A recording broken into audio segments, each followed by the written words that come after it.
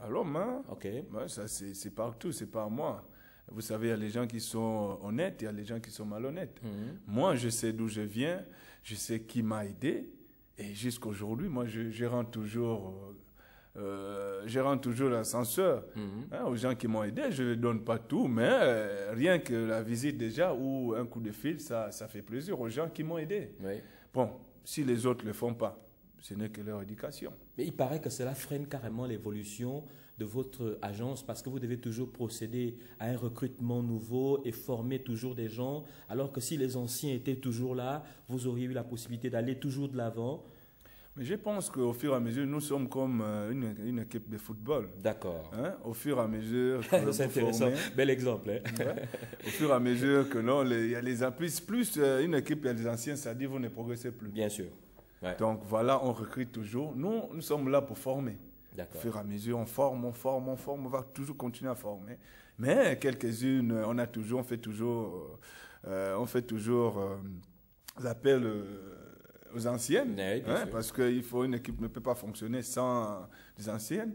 Les anciennes sont là.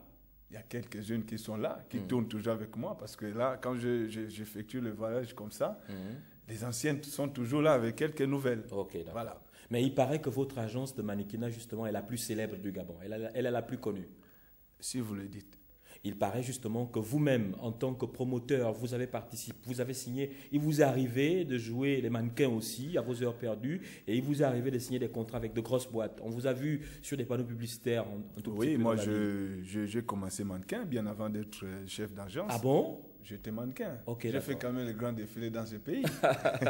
Super, hein? papi. Donc j'étais mannequin et puis moi j'ai été formé par le défunt Jean-Didier Mboutou. Tout le monde connaissait. Mais bien sûr. Hein? Tout le monde est passé par l'agence Top Mannequin. Oui, parce que Top Mannequin qui est au Méridien. Tout le monde, tous les grands mannequins sont passés par là. Donc il n'y avait pas assez d'agences à l'époque. Donc pour être un grand mannequin, il fallait passer par lui parce que lui connaissait, il avait les secrets. Et c'est lui qui m'a appris. Très bien. Il m'a soutenu jusqu'à quand j'ai ouvert l'agence Depstyle. Okay. Il a été là et dit à son homme, il nous a quittés. Et voilà le succès qu'il avait. Et moi, j'ai pris le flambeau. De père en fils. Voilà. Mais justement, papy, on s'intéresse toujours à vos activités. Et là, vous allez vraiment nous dire si c'est vrai. On ne sait pas si ce sont vos détracteurs qui racontent cela. Mais il paraît que c'est vrai que vous encadrez des mannequins, des femmes surtout. Hein, on parle des femmes. Mais il arrive que les gens se disent que vous faites des placements. C'est-à-dire que quand les gens ont besoin de passer du bon temps avec de jeunes filles, vous voyez ce que je veux dire? Il paraît que vous avez un réseau, vous placez les filles et tout. Est-ce que c'est vrai, papy? Mais c'est faux, parce que moi je dirais une chose que attendez, on ne place pas. Pourquoi vous grattez? Non, je gratte parce que j'aime bien ma barbe. Ah d'accord, superbe d'ailleurs. Ouais, merci. Donc je dirais c'est faux parce qu'on ne place pas une jeune fille. Ok. Hein, parce que les filles que nous encadrons, ce ne sont pas les mineurs. Hein. Ce sont les filles, bien avant d'arriver à l'agence, c'est tellement qu'ils vivent déjà avec les hommes. D'accord. Hein, donc, ça dit, elles sont conscientes. Vous ne pouvez pas prendre une fille, aller déposer. Au lieu de quelqu'un, vous dites que non, et voilà, la personne va arriver, va faire telle chose. Je ne pense pas. Non, mais il paraît si c'est ça, oui, je devais déjà avoir les plaintes derrière le dos. Bien sûr, c'est vrai. Jusqu'à aujourd'hui, je ne me suis jamais retrouvé au commissariat de police parce que j'ai placé une fille ou j'ai fait ceci. Non. Donc c'est faux. Donc j'aimerais bien, c'est faux parce qu'il n'y a jamais eu de témoignage de filles sur vos plateaux. Bien sûr. Pour dire que non, Papi Dep m'a placé. Jamais. Donc voilà, s'il y a une fille qui se retrouve chez elle quelque part, donc venez à la télé. Donc en fait, ce sont vos détracteurs, oui, vos concurrents vous savez, qui racontent comme ce genre je de disais, choses. Et franchement, c'est la loi de la concurrence. Comme je disais, moi j'aime j'aime tout le monde, mais tout le monde ne m'aime pas. Mais justement, Papy, on revient toujours sur vos activités. Papy, c'est quoi la question que je voulais même poser? Parce que c'est vrai que je l'ai appris aussi. Papy, sérieusement, il paraît que vous imposez un droit de cuissage à ces filles. C'est-à-dire que pour qu'une fille... Mais non, ne riez pas, Papy. Nous n'inventons rien ici. Nous avons mené une enquête et il paraît que justement, pour qu'une fille intègre votre agence Depstyle, vous allez au lit avec elle avant. Ah, mon Dieu. Avant la signature du contrat. Quoi? Est-ce que c'est vrai ou est-ce que toutes c'est les faux? filles, dans mon effectif, j'ai formé au moins 500, 600 filles. Donc, Ben c'est-à-dire, oui. les 500 filles là, je suis passé dedans. C'est ce qui se raconte. Donc, je dois avoir le rein en béton, mon cher. C'est ce Mais qui se raconte. c'est, vous savez, là où il y a des filles, ça rencontre toujours. Bien Moi, sûr. j'en ai vu, j'ai côtoie, je travaille qu'avec les filles. Oui. Il y a certaines filles, pour se faire un peu de buzz au quartier, elle est obligée de vous dire que non, on laisse. Je suis parti de là-bas parce qu'il a voulu me faire ceci, moi j'ai refusé. Voilà. Oui, on a recueilli ce genre de témoignages. Oui. Alors que toutes ces filles qui viennent à l'agence, moi je connais les critères que je veux. Ce n'est pas toutes les filles qu'on peut prendre. D'accord. Et ces filles, suivant qu'on refuse, c'est ces filles-là qui vont rencontrer n'importe quoi. D'accord. Malgré ce qu'on rencontre, Papi Dep est toujours entouré de filles. N'est-ce pas, non? Si j'aurais fini toutes les filles, et vous savez, quand tu as connu 1, 2, 3, 4, C'est parti. pour les maîtriser, ce n'est pas du tout facile. Ouais. Et je pense que l'agence d'Epstein ne devait plus être en haut. Ouais. Ça devait être au sol. Mais justement, Donc, voilà. Papi Dep, il paraît que vous êtes un homme à femme. J'ai déjà une femme à la maison. Il paraît que vous êtes un homme à femme. Qui a dit? Il paraît. C'est ça qui se raconte dans la ville. Que vous aimez L'homme les à femmes. femme, tout le monde est homme à femme. Toi aussi, tu es un homme à femme. Ah bon? Tu es un Je mignon savais pas. garçon et tout. Je pense qu'il y a les femmes qui nous suivent, il y a les femmes qui aimeraient bien être avec vous, monsieur. Bon, si vous le dites, hein. Ah. Mais bon, encore que, est-ce mauvais d'être un homme à femme dans la mesure où nous avons la possibilité au Gabon Oui, d'être c'est polygame? même mieux être l'homme à femme que être homme à homme. Parole de Papi Dep. Voilà. On reste toujours dans le cadre de vos activités, vous permettez? Oui. Il paraît que vous avez une formation de plombier. Oui, ah, c'est vrai. Mais qu'est-ce qui vous amuse? Oui. Non, mais ça, c'est mon métier. En fait, oui, mais attends, il faut avouer que non, je suis plombier de carrière parce que j'ai installé pas mal pas les petits plombiers. Hein. Ben oui, il Hein, paraît que vous êtes un plombier avéré. Les gens qui me connaissent, les gens avec qui j'ai travaillé, je fais les installations. Comme vous allez voir, je prends l'exemple, à l'époque, j'étais le jeune plombier qui a installé les immeubles Florida que vous Oui, voyez au bord de mer. oui.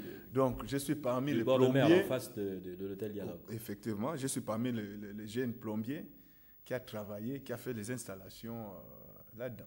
Mais il paraît qu'il y a beaucoup d'argent dans la plomberie, mais vous avez décidé d'abandonner la plomberie. Ah, vous savez, là, je ne sais pas quoi dire.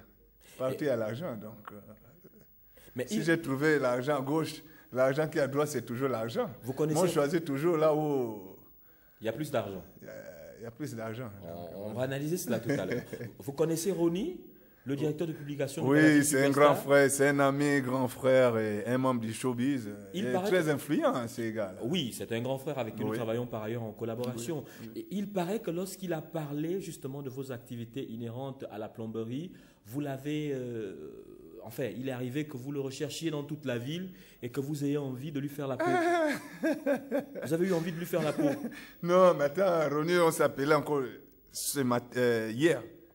On s'appelle pratiquement, pas tous les jours, mais on s'appelle. Il paraît que vous C'est l'aviez un- menacé. Non, Oh non, jamais, pourquoi jamais, tu ja- parles de mes activités vous Jamais parlez de la mes vie. activités. Maintenant, il a relevé quelque chose que les gens ne connaissaient pas. Ah, la d'accord. plomberie, c'est un bon métier. Oui. Hein, moi, j'encourage toujours les plombiers, les gens qui ont choisi le métier. Oui. Et c'est très important. Tu ne peux pas être un membre du showbiz. Voilà pourquoi les autres tombent. Bien sûr. Les autres ne commencent, ils ne savent rien faire. Ils deviennent une star. Le lendemain, quand on te coupe ça un peu, c'est fini. Tu repars à zéro. Mais nous, là, si on nous coupe seulement en haut là-bas, je repars à la plomberie. Hein. Et Donc, puis voilà. justement, puisque vous parlez justement de la star mania, Oui. Papi Dep, il paraît que vous avez 3 voitures.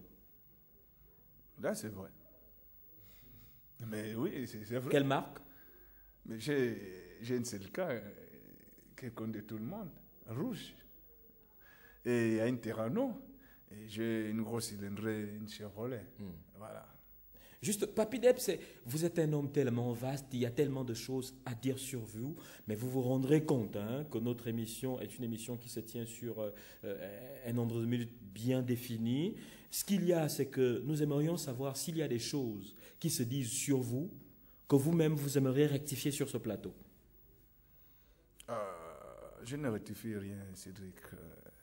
Plus on parle de toi mal, ça va vite. C'est même mieux qu'on puisse parler de moi mal. Parce que quand on parle de bien qu'on a fait, on n'en parle jamais. Tous ces biens, il y en a qui vivent bien, certainement, qui roulent dans de grosses voitures, qui vivent bien dans leur maison. Mais on n'en parle jamais. Mais on parle toujours quand Papy Deb a fait un petit truc qui n'est pas bien. Et voilà, tout le monde en parle. Dernière question. Il paraît que vous avez organisé un spectacle au Cameroun. Oui. Vous avez annoncé cela sur les chaînes de télévision gabonaises, mais il paraît que ce spectacle ne s'est jamais tenu. Ben, il faut avouer que nous sommes arrivés au Cameroun au moment qu'actuellement il y a des élections. Donc, ce sont des autorités qui nous avaient demandé de repousser notre manifestation. Mais tout était déjà calé. On a dû faire la publicité. On a payé les chambres d'hôtel.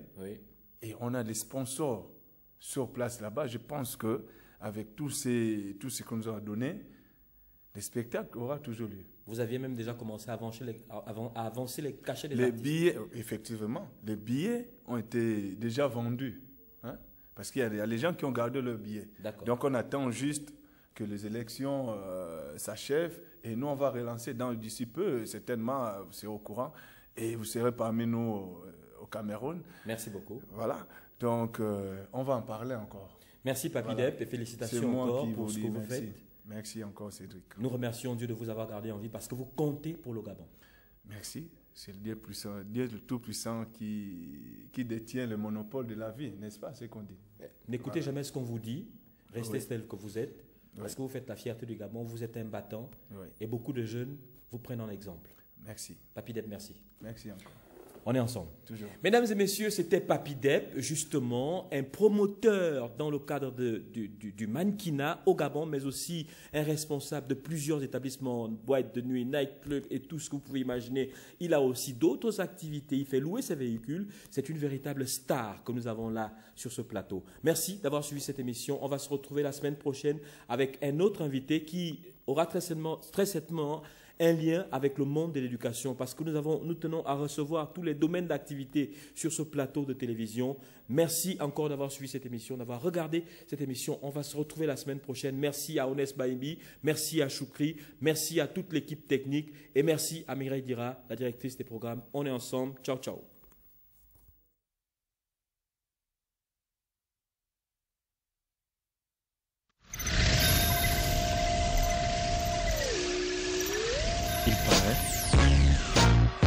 Il paraît.